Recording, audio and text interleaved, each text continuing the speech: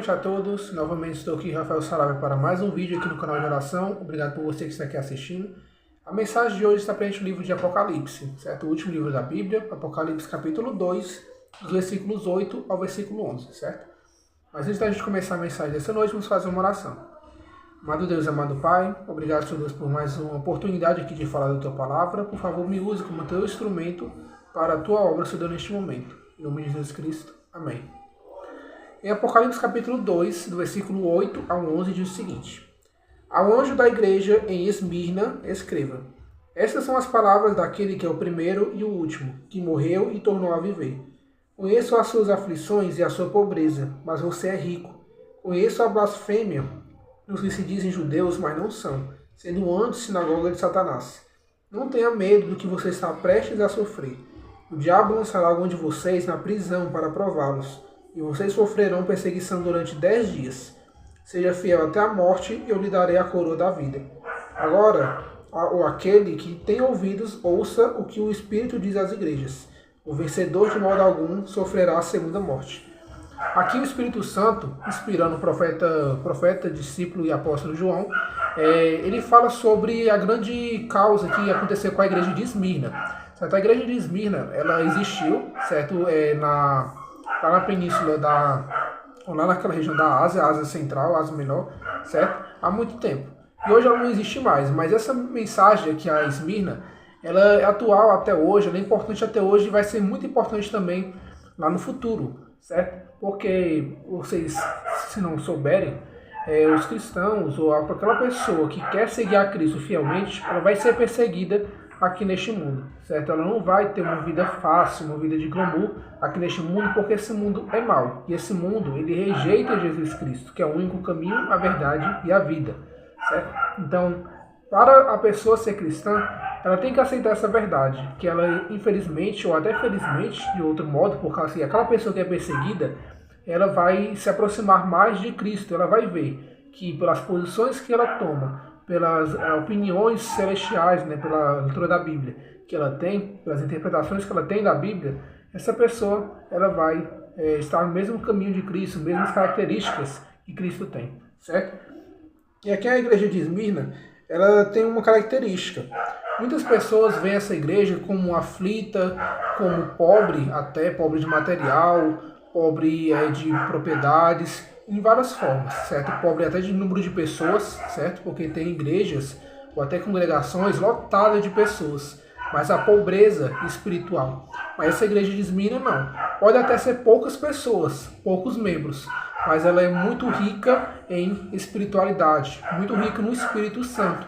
E é justamente isso que Jesus fala, que essa igreja ou essa pessoa, você é rico. Rico não apenas de material, porque riqueza não se resume a isso, mas sim também riqueza espiritual, que é o mais importante, certo?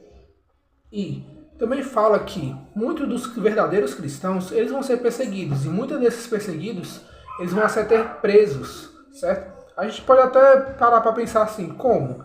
Se Deus está nos protegendo, Deus está nos guiando, os anjos estão ao nosso redor, como é que os cristãos, os verdadeiros cristãos, podem ser presos, às vezes até mortos? Por exemplo, recentemente, teve a morte de muitos cristãos lá na Nigéria. Como é que, a gente pergunta, como é que Deus permitiu isso?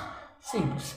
Deus ele permite que essas mazelas aconteçam justamente para mostrar que este mundo ele não pertence ou não tem nada de bom que ele possa oferecer a cada um de nós, e que a salvação é apenas em Cristo. E essas pessoas que infelizmente elas foram mortas, elas foram perseguidas e dizimadas, essas pessoas, se elas morreram em Cristo, elas já estão salvas. Elas esperam apenas que Jesus volte e entregue a vida eterna para elas, restaure seu corpo e ressuscite elas. Essas pessoas já estão guardadas. E essas mazelas que acontecem ainda por causa do pecado, e mostrar que o pecado ele é ruim e ele traz uma lástima, dor para a vida humana, tristeza, certo? Então, ainda que Deus permita que isso aconteça, certo? Deus ele pode tanto salvar, como também Deus pode ele não salvar. Mas Deus ele é justo, ele é confiável e a sua palavra não falha, certo? E a gente também pode até pensar, por exemplo, na vida de Jó, certo? Jó, a gente vê logo no começo do capítulo que ele era um servo fiel a Deus, não andava por caminhos tortuosos, Mas Jó também sofreu, certo? Porque a gente sabe que a gente vive não apenas um conflito contra o carne, um conflito contra outro humano. A gente também vive um conflito com poderes celestiais, como até Paulo fala poderes celestiais que querem tirar a nossa salvação, nossa vida e desvirtuar a gente do caminho certo, do caminho ao céu. Certo? Então a gente vive uma batalha espiritual com o inimigo, certo? Com Satanás. A gente precisa vencer. Aí, mesmo que a gente vá para a prisão por causa dessa batalha, mesmo que a gente ceifem, tirem nossas vidas por causa dessa batalha, se a gente for fiel até a morte, fiel até o fim, a gente vai ter a coroa da vida eterna, certo? E é justamente isso que Jesus fala para cada um de nós hoje. Para você ser cristão, ele é diferente de crente. Cristão é aquele que realmente segue o que diz a Bíblia, segue os passos de Jesus, é como Jesus, segue a lei de Deus, a lei do amor, certo, de Cristo, que é amar a Deus e amar ao próximo.